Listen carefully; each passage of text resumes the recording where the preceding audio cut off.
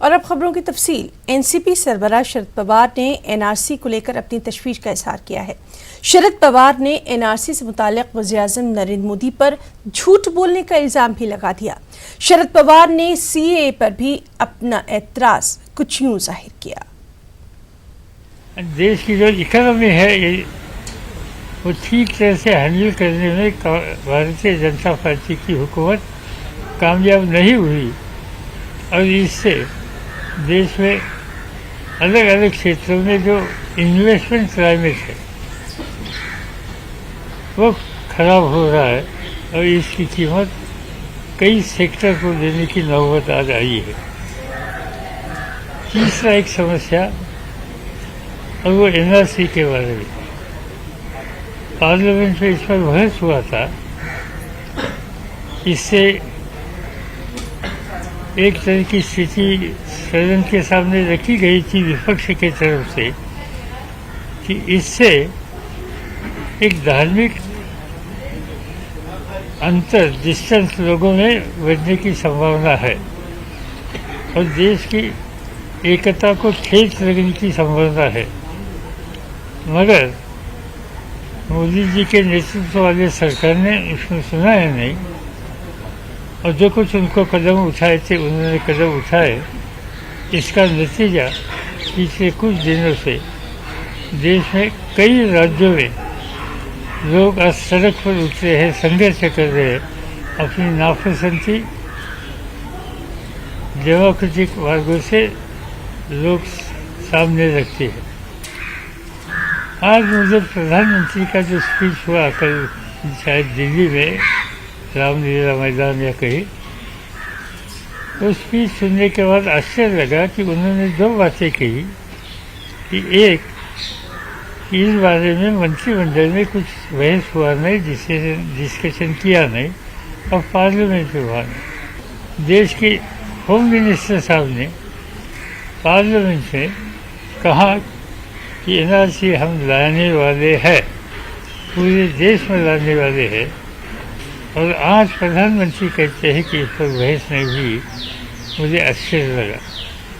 इस तरह से एक तरह से कुछ कदम उठाना और ये कदम गलत हो गए साबित हुए तो इस पर हमने कुछ बहस नहीं किया, इस तरह की बात करना मुझे लगता है देश के प्रमुख लोगों को शोभा राष्ट्रपति हाँ, और ख़ास तौर पर 2019 में राष्ट्रपति जी का जो अभिभाषण दोनों सदन के सदस्यों के सामने हुआ, इसमें भी एनआरसी नेशन वाइड लाने की बात कही गई थी। शहरियत तरमीमी कानून और एनआरसी के खिलाफ मुल्क के दीगर शहरों की तरह अमरावती में भी लगातार एहतजाज जारी है।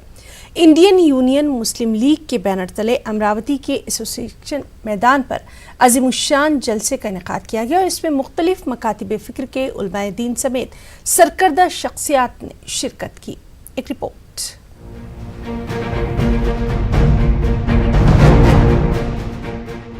शहरियत तरमीमी कानून और एनआरसी के खिलाफ मुल्क भर में कोहराम मचा हुआ है।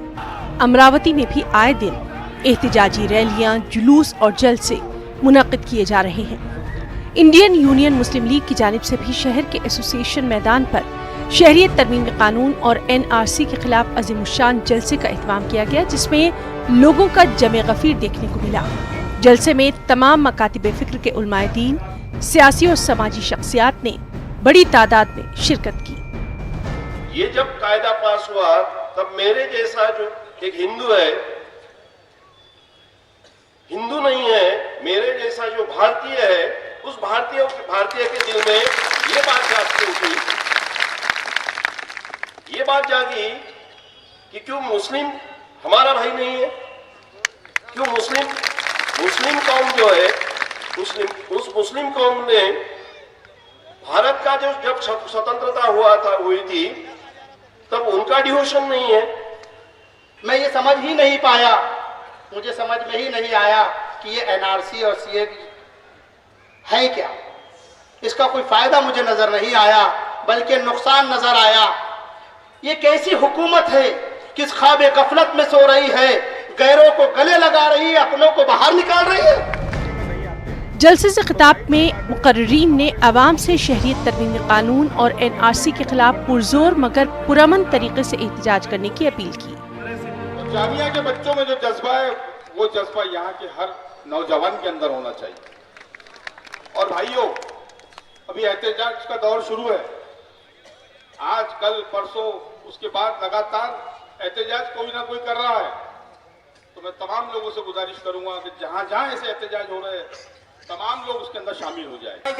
मुसलमान खामोश रहे, मगर जब हिंदुस्तान के संविधान पर, हिंदुस्तान के संविधान के आत्मा पर जब खंजर घोंपने की बारी आई, जब उन लोगों ने खंजर घोंपना शुरू किया, तब मुसलमान आज सड़क पर आ गए।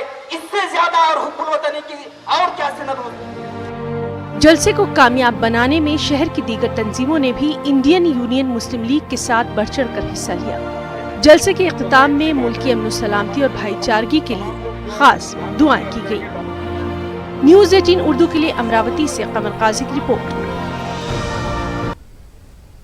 और वहीं अकोला में भी बार एसोसिएशन से ताल्लुक़ रखने वाले कई वकला ने CAA और NRC की मुखालिफत में इसे आला सतह तक ले जाने का ऐलान किया। वकला ने कहा कि अगर यह कानून वापस नहीं लिया गया तो अकोला बार एसोसिएशन इसे अक़वाम मुत्तहिदा तक ले जाएगा।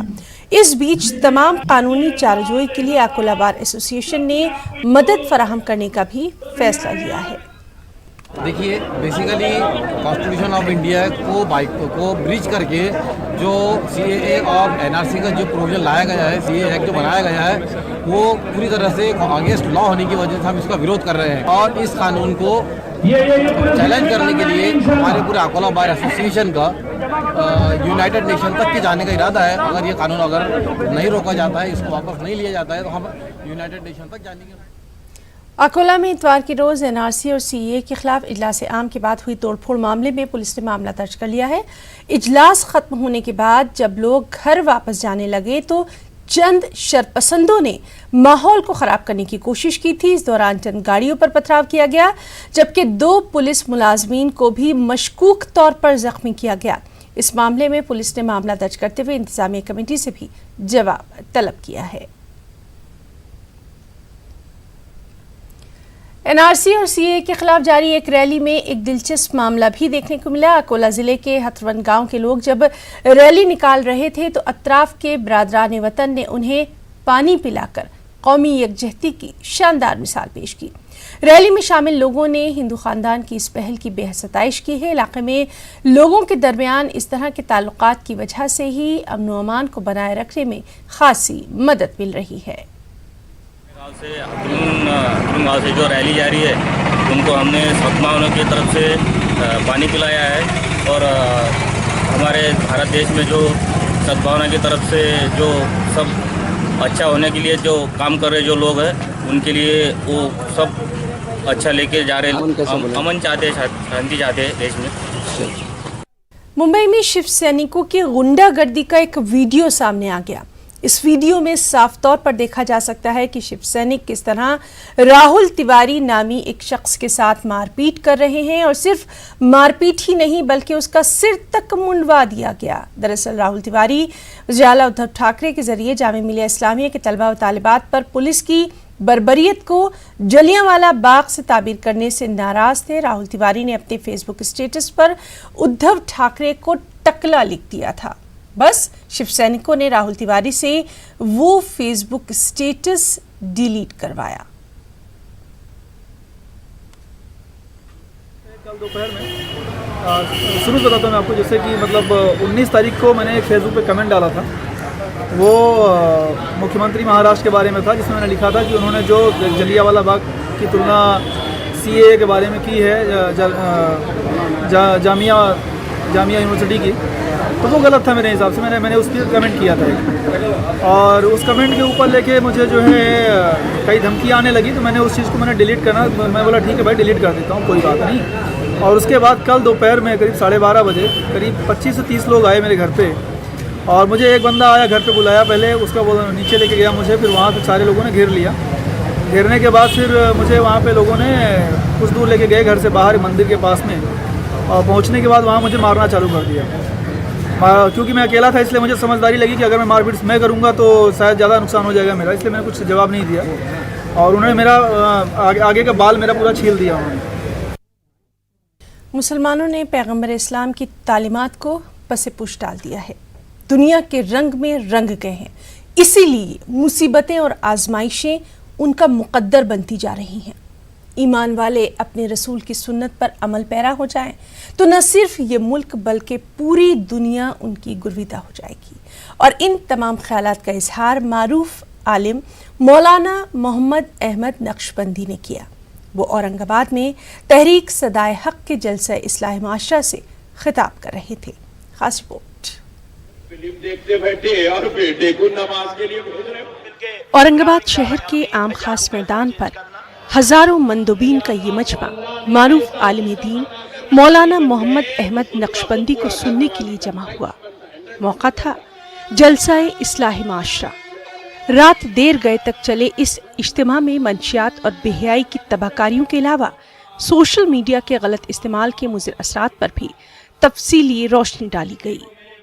इस मुल्क में मुसलमानों का किरदार ये हो कि आप अपने नबी की किरदार को अपना लें, आप कुरान और हदीस के मुताबिक जिंदगी गुजारें, अखलाक सीखें, अखलाक से रहें, किसी को तकलीफ ना दें और ये भेदभाव न करें कि वो हिंदू है, सिख है, मुसलमान है, ईसाई नहीं।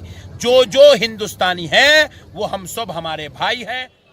इजलास से खिताब करते हुए मौलाना मोहम्मद अहमद नक्शबंदी ने मुल्क की मौजूदा सूरत हाल पर भी रोशनी डाली और मुसलमानों को तलकीन की कि उन्हें NRC से खौफजदा होने के बजाय अपनी सफ़ों में इत्तेहाद पैदा करना चाहिए।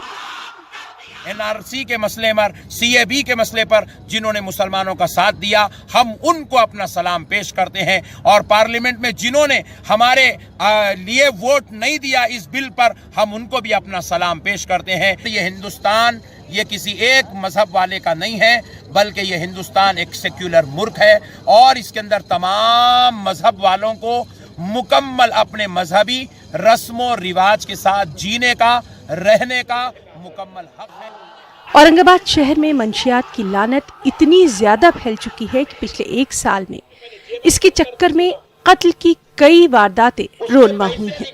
तहरीक सदाए हक ने इस सिलसिले में जो पहल की है, अवामी सतह पर इसकी बेहद सताइश की जा रही है। न्यूज़ 18 उर्दू के लिए औरंगाबाद से अजहरुद्दीन की रिपोर्ट। एनसीपी सरबराह शरद पवार ने झारखंड में बीजेपी की शिकस्त को मरकज की गलत पॉलिसीज का शाखसाना करार दिया है। शरद पवार ने बीजेपी को इक़्तिदार से दूर रखने पर झारखंड के अवाम को अपनी मुबारकबाद भी पेश की है। वाज़ेह है कि झारखंड में एनसीपी ने 5 सीटों पर चुनाव लड़ा था, जिसमें 1 सीट पर जीत भी दर्ज करवाई। आज जो झारखंड का रिजल्ट सामने आ रहा है, इससे बात एक साफ हो रही है कि नॉन बीजेपी पार्टी कांग्रेस ये मेजॉरिटी के तरफ जा रहे हैं। ये है ऑलरेडी क्रॉस द फिगर, तो मेजॉरिटी के तरफ जा रहे हैं।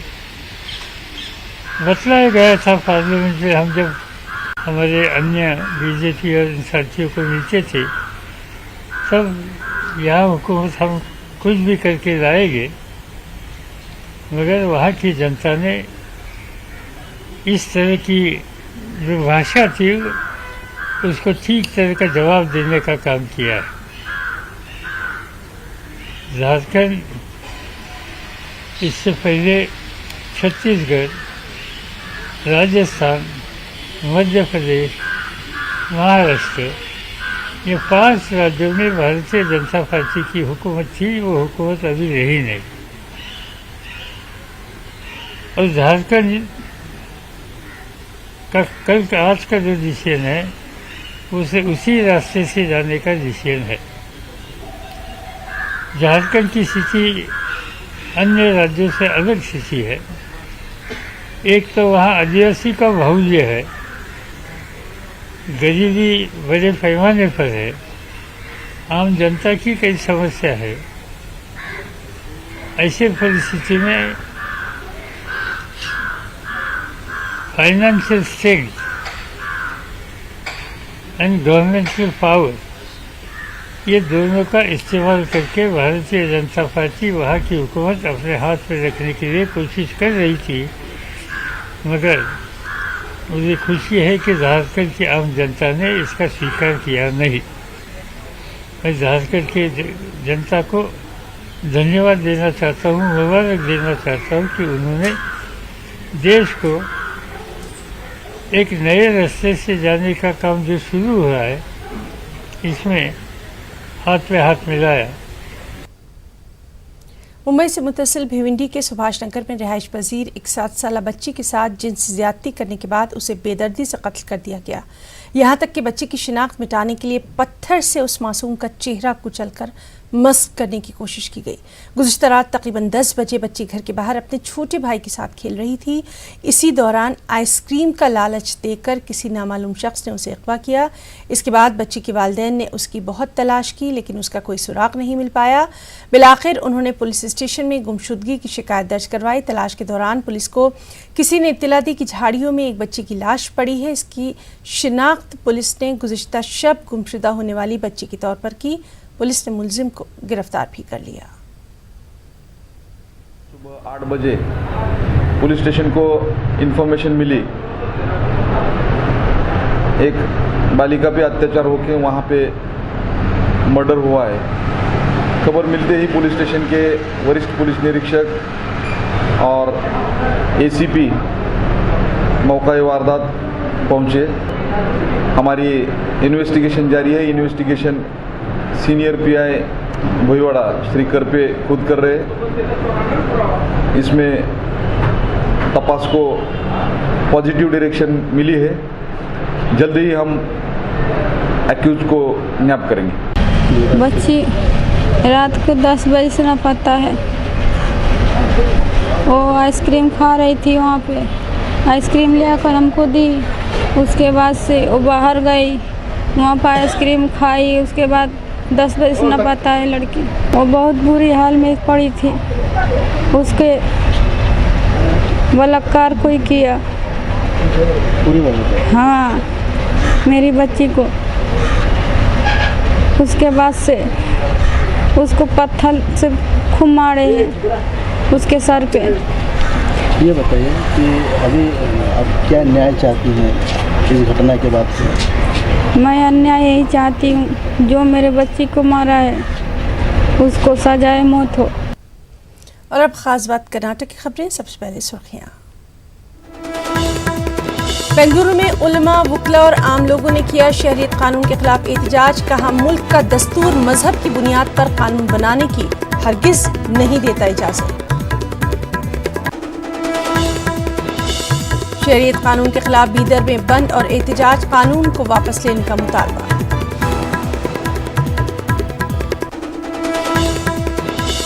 और गुलबर्गा में उर्दू लेक्चरर्स के लिए तरबियती प्रोग्राम का इनेकाद। रियासत भर से 60 से ज्यादा लेक्चरर्स कर रहे हैं इसमें शिरकत।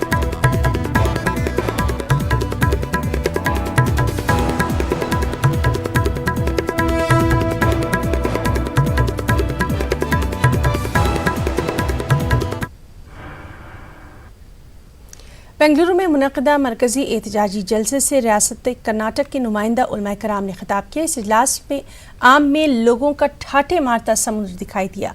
इस मौके पर उलमाए कराम ने कहा कि शहरियत तरमीमी कानून मुल्क में फूट डालने वाला है। मरकजी हुकूमत फौरी तौर पर इस कानून को वापस ले। मुल्क का दस्तूर मजहब की बुनियाद पर कानून बनाने की इजाज़त हरगिज नहीं देता।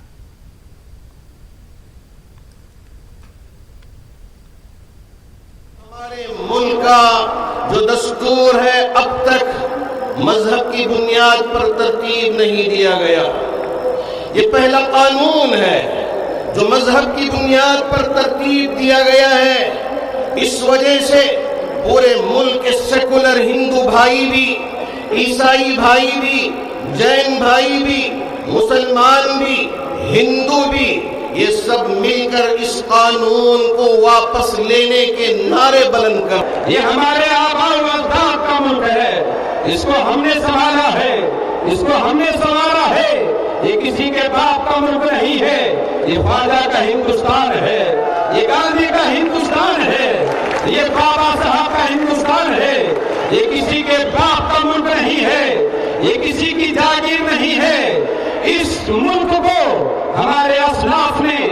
अपना खून देकर संवारा है, अपना पसीना बहाकर संवारा है।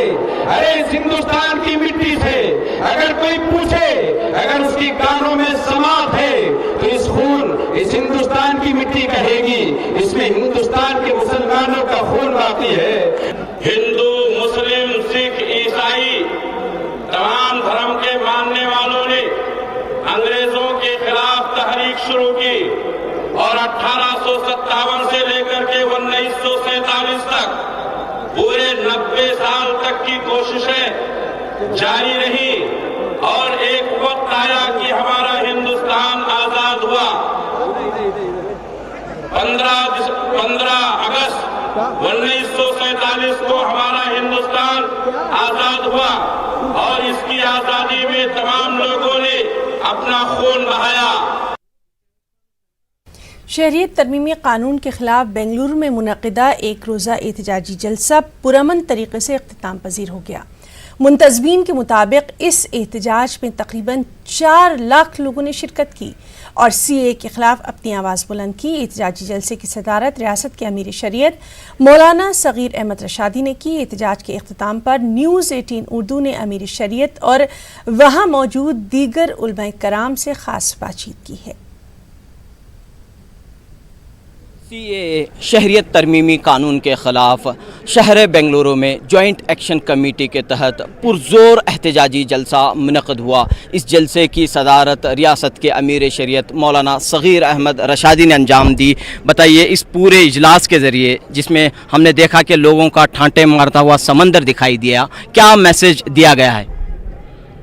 अल्हम्दुलिल्लाह, ये एहतजाजी इजलास बहुत दिनों की कोशिशों के बाद ये मुनक़िद किया गया है, जिसमें बहुत से उलमा ने और बहुत से नौजवान और दूसरे तंजीमों के ज़िम्मेदारों ने कोशिशें की और अपने वक्त को दिया और इसके बाद ये मजलिस मुनक़िद हुई और ये जलसा अल्हम्दुलिल्लाह पूरी तरह हमारी समझ के एतबार से कामयाब है। तकरीबन 3-4 लाख का मजमा लोग कहते हैं। इसमें ये बात कही गई है कि CAA और NRC जो क़ानून बनाया गया है वो उसके ख़िलाफ़ हम आवाज़ उठाएं और अरबाब हुकूमत को बताएं कि आपने जो क़ानून बनाया है वो आइन के ख़िलाफ़ है। हम मुसलमान बल्कि पूरे बाशिंदगा ने मुल्क इसके मुखालिफ हैं, इसको हम मानने के लिए तैयार नहीं हैं। हम आपसे कहते हैं कि फ़ौरन इसको मनसूख करें। और ये एहतजाज जो किया गया है, इससे पहले भी बहुत मुल्क के अंदर मुख्तलिफ़ जगहों में एहतजाजात किए गए और ये एहतजाज बेंगलुरु में ये पहला नहीं है और ये आखिर नहीं है, बल्कि इसके बाद भी हम एहतजाज करते रहेंगे, आवाज़ उसके ख़िलाफ़ उठाते रहेंगे। इस वक्त रियासत की जमीयत उलमा हिंद के सदर मौलाना इफ्तिखार अहमद कासमी साहब हमारे साथ मौजूद हैं। इस पूरे इजलास के ज़रिए जहां पर लाखों लोगों ने शिरकत की और हुकूमत पर दबाव डालने की कोशिश की। मरकज़ी हुकूमत को ये देखना चाहिए कि पूरे मुल्क में उनके चंद गिने चुने अफराद की जानिब से बनाए गए कानून को रद्द किया जा रहा है, विरोध किया जा रहा है। अवाम सड़कों पे उतर आई है, मज़हब के बग़ैर, मज़हब की रियायत के बग़ैर हर मज़हब का मानने वाला मर्द औरत सड़कों पर है। तो क्या मरकज़ी हुकूमत कानून किसके लिए बना रही है? जब इतनी बड़ी संख्या में लोग मज़हब से ऊपर उठ कर के उसके विरोध में सड़कों पर आए हैं, तो कानून किसके लिए बनाया गया? कानून तो मुल्क के अवाम के लिए बनाया जाना चाहिए। अवाम जो है विरोध कर रहे हो, कानून पर डटी हुई है। अजीब व गरीब बात है, समझ से बाहर है। इसलिए मरकज़ी हुकूमत को चाहिए कि वो अवाम के जज्बात की कदर करे। अवाम को सहूलत, राहत, आराम पहुँचाने के लिए हुकूमतें बनती हैं, यही अवाम बनाती हैं। और उनको आराम पहुंचाने की बजाय जो है उन्हें परेशान करेंगे, तो जैसे हमने हुकूमत बनाई हम उखाड़ फेंकेंगे। अच्छा, इस एहतजाजी जलसे के बाद अगला कदम क्या होगा? हम ये आगाज़ के तौर पर इसको यहाँ बड़े पैमाने पर जॉइंट एक्शन कमेटी के तहत हमने शुरुआत की है और ये पूरे मुल्क में चल रहा है, हर सूबे में, हर ज़िले में। हुकूमत अगर इसमें अपने रवैये पर नज़र नहीं करती है, कदम पीछे नहीं हटाती है, तो आंदोलन तो रुकेगा नहीं, चलेगा। बहुत बहुत शुक्रिया। तो नाज़रीन, ये थे जमात उलमा हिंद के रियासती सदर मौलाना इफ्तिखार अहमद कासमी साहब। इनका यही कहना है कि जब तक हुकूमत ये कानून, शहरियत तरमीमी कानून वापस नहीं लेती, तब तक ये एहतजाज जारी रहेगा। ये इब्तदा है, अब देखना ये है कि इसकी क्या इंतहा होगी। कैमरामैन गुरु शेखर के साथ रऊफ़ अहमद, न्यूज़ 18 उर्दू, बेंगलुरु। कर्नाटक के रायचूर में बायबाजू जमात CPI ML की जानिब से शहरियत कानून और NRC के खिलाफ जन आक्रोश समावेश का इनेकाद किया गया। इस मौके पर तरक्की पसंद समाजी तंजीमों के नुमाइंदों, बाएं बाजू जमातों के लीडरों, मजदूर तंजीमों के नुमाइंदों और वेलफेयर पार्टी के लीडरों ने खिताब किया। इस मौके पर मेहमानों ने अपने खिताब में कहा कि नरेंद्र मोदी ज़ेर क़यादत मरकज़ी हुकूमत की पॉलिसियाँ जमहूरियत और दस्तूर मुखालिफ हैं। शहरियत कानून के खिलाफ बीदर में भी आज बंद रहा। मुसलमानों के अलावा बरादरान वतन भी अपनी दुकानें बंद करते हुए इस एहतजाज की तायद करते नजर आए। एहतजाजी रैली चौबारा से होते हुए डिप्टी कमिश्नर के दफ्तर पहुंची। इस रैली में हज़ारों की तादाद में मुसलमान, दलित, सिख और दीगर समाज के अवाम और कायदीन शरीक रहे।